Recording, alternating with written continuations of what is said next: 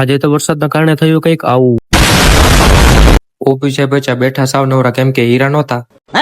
ये क्या हो गया? ये क्या सुन रहा हूँ मैं? પછી તો આપણે ભાઈ બંને મશીને બેઠા મેજિક શીખવા. નહીં સહી ચાલશે, ડમડું નહીં ચાલે, ભાગો અહીંથી.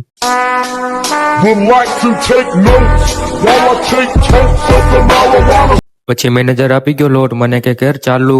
પછી આપણે કર્યું વેતરવાનું ચાલુ. ઉલ્લાળી નાખો.